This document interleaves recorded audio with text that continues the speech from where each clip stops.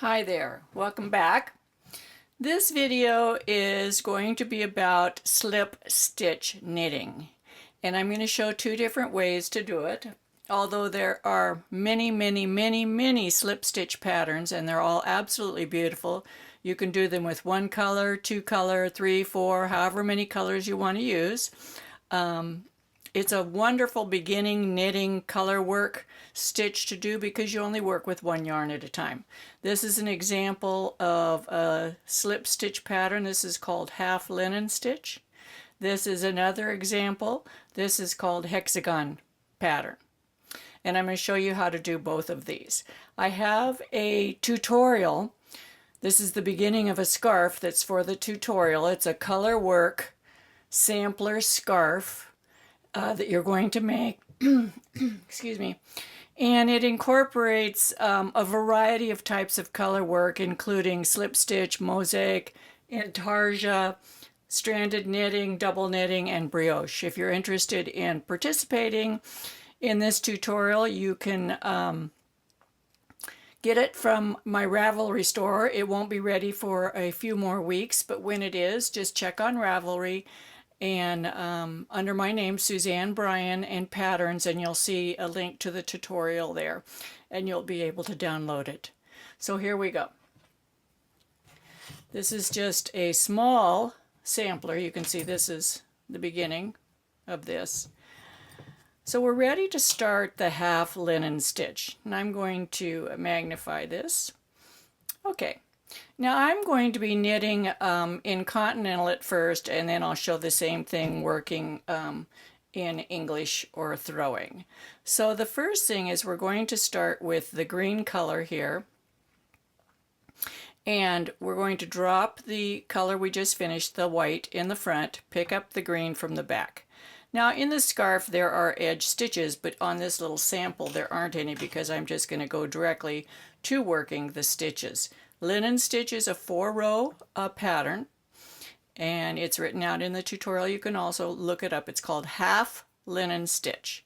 So you're going to knit the first stitch, and then you're going to bring the yarn forward, slip the second stitch point to point, not this way, point to point. You don't want to change the stitch orientation. You just want it to slide from one needle to the next. Put the yarn in the back, knit the next stitch. Bring the yarn to the front, slip a stitch, take the yarn to the back, knit a stitch. Now some things you want to watch out for. If you notice on this piece that the linen stitch has about the same stitch gauge width this way as these stitches. It's not pulling in.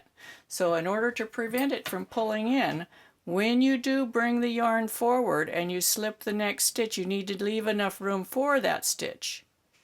You just slip it over the front, and then you make the next stitch. Now if you pull this yarn tight and make the next stitch, see how it looks different, how it's real short there? And this one's longer. Do you see that? Then it will pull the fabric in this way, and it will not look good. So when you're slipping the stitches, allow enough space for that stitch to live in between the worked stitches. So it's got to have its own space there. Bring the yarn forward, slip, yarn back, knit, bring the yarn forward, slip, yarn back, knit, and it's a two-stitch pattern. I have an even number here, so the last one will be slipped. Now when you turn the work and you work back the other way, I'm showing this knitted flat. You can also do it in the round, but it would be a little bit different. So we're doing this flat. We're just going to purl all the way back to the other end. So this is the first 2 rows. This is with color A.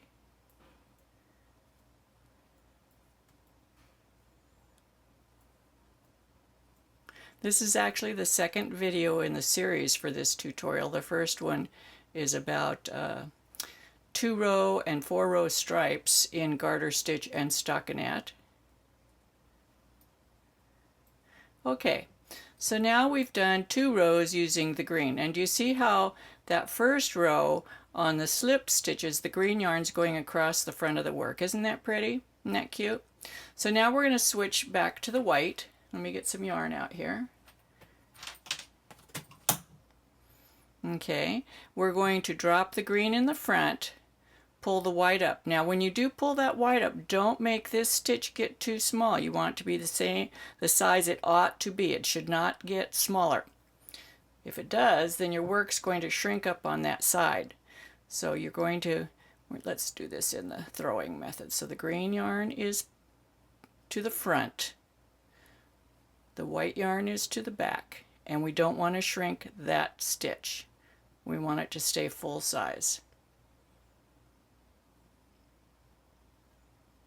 That is crucial in doing this. Okay, we're going to put this yarn in this hand this time, and we're going to show doing the same thing, throwing. Now this is row 3 of the 4-row pattern.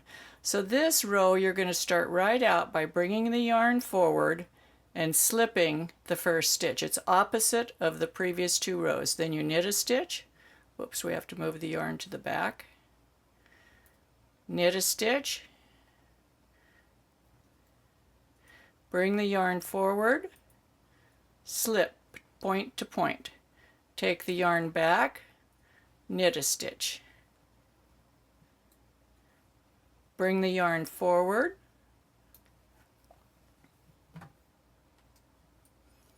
Slip the stitch. Remember to leave space for that stitch. You don't want to pull that yarn up tight. Knit the next stitch. Bring the yarn forward. Slip a stitch. Yarn back. Knit. Yarn forward. It'll say in the directions with yarn in front. That means bring the yarn to the front before you slip the stitch.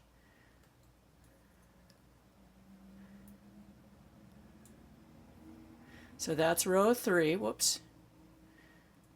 We want the yarn forward, then knit. I was going to purl. Okay, now you turn the work. So now you can see that the white yarn is stranded across the front. So this makes this little cute little design. This is great for mixing colors. If you have a lot of remnants of yarn, you can make the most beautiful blended fabric doing this. Now we're just going to purl across. This is row 4.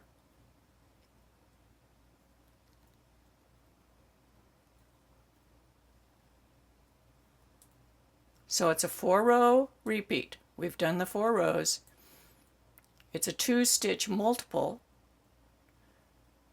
and 4-row repeat. So you need to have an even number of stitches and an even number of rows. Okay, let's see what this looks like.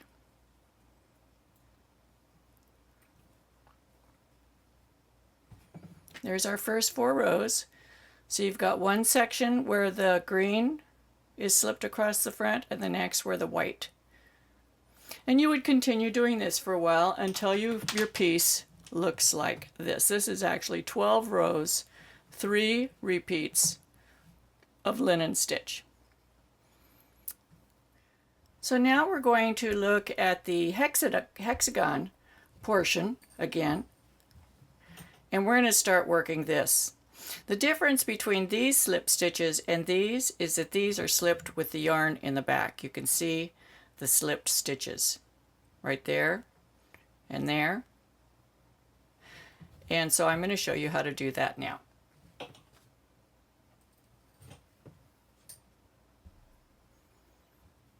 So this is called a hexagon pattern. The chart looks like this. That's one little part of it. And these indicate where to slip the stitches. In the tutorial, I have the full chart and the written directions, so you'll be able to follow that. But that's the design I'm going to be creating right now.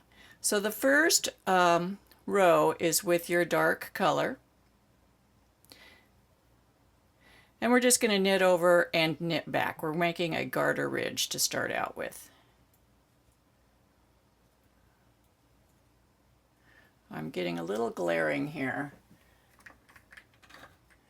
See if that helps. I sit facing a north window, so I get some nice diffuse lighting, but we have some clouds in the sky today, so I'm getting a little bit of sunny, cloudy.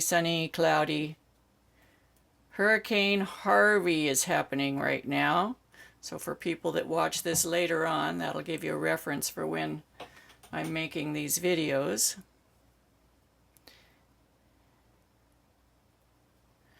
Here in Bakersfield, it's supposed to be like 112 degrees today. We had rain showers, thunder and lightning during the night. We've had over 100 days of temperatures over 100 degrees this summer. It is historically hot. It's never been that many days in a row, and we're forecast to have many more. This is not the end. Okay, now, so that was just the base, okay? Now we're going to start the slip stitch section, and again, we're pulling the green down to the front, the white up the back, being careful to not pull the white tight enough to shorten that last white stitch. We want it to stay the normal size, so we're going to pull the white up the back, and we're going to start our slip stitch pattern. I'm just following the chart. So I'm knitting for this particular pattern, I'm knitting over to where I'm going to slip the stitches. Now this time I leave the yarn in the back and slip, and then I'm going to knit over to the next section that needs to be slipped.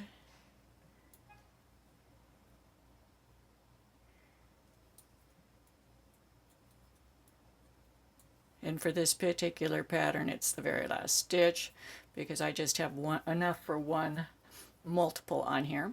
You turn the work and you follow that same pattern. So that first stitch is going to be slipped, and then I'm going to purl the white stitches.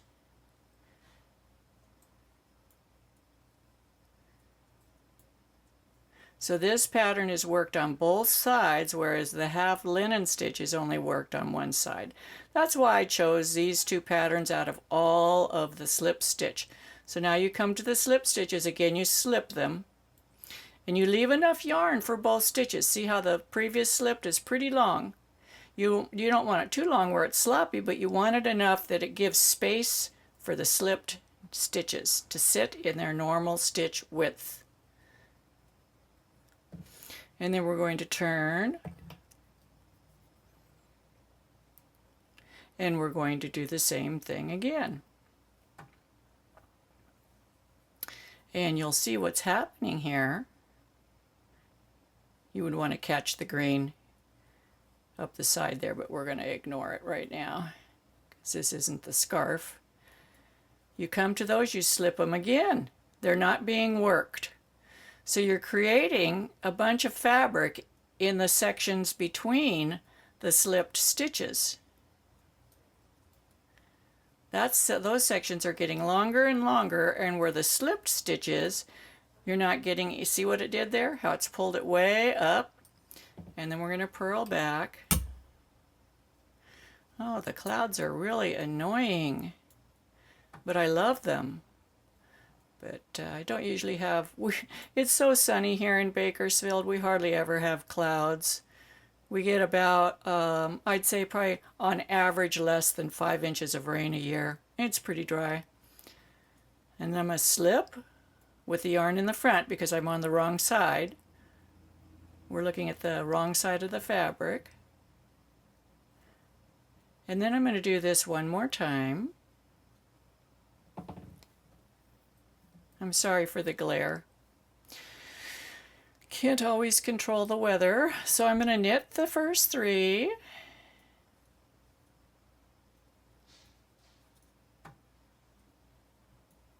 Let me try something. Let's see if that helps. Then I'm going to slip one with the yarn in the back because we're on the right side.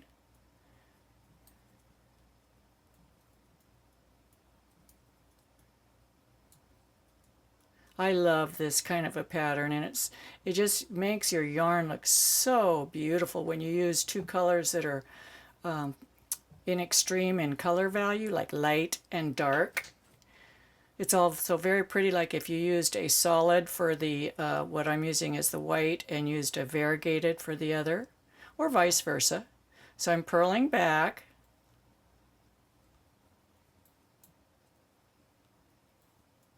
This is just one multiple and one repeat of this stitch pattern, just to give you a little idea. And then we're going to slip these two, leaving enough yarn, see, that stretch so that they can sit there. Now we're done with that color. We're going to switch to our green, which we would have carried up the side, and I didn't, but that's okay because this is just a little. Bring the white to the front, the green up the back, and we're going to work a garter ridge, one garter ridge, where we're going to knit all the stitches over and all the stitches back. And then we're going to take a little look at this. So now we get to knit those slipped stitches. We're knitting all the stitches. You see how it pulled them way up there?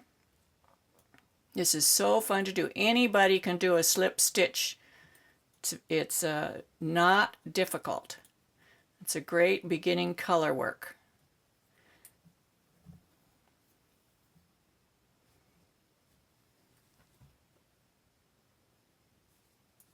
And we're going to knit back. I hope that you enjoy watching my videos.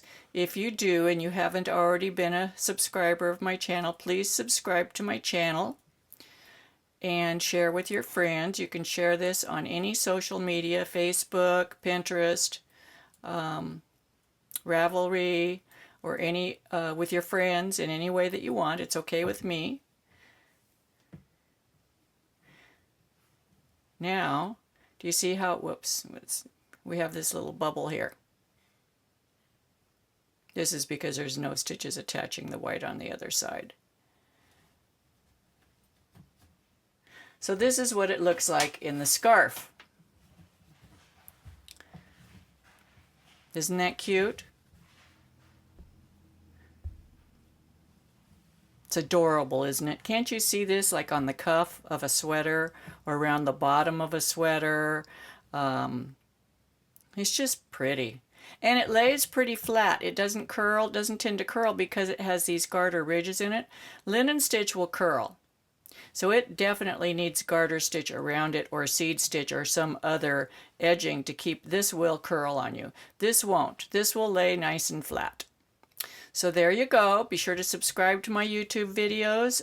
Check out the tutorial. It's in process still, but I have a Facebook group called Knitting with Suzanne Bryan, and we're all doing a knit along on this right now. If you join that group and you subscribe to my YouTube channel, you can get this for free and work it with us as it is in process. So you go to Ravelry, Knitting with Suzanne Bryan. It's a group, and you can join that group, and there's information about this knit along. Take care and happy knitting.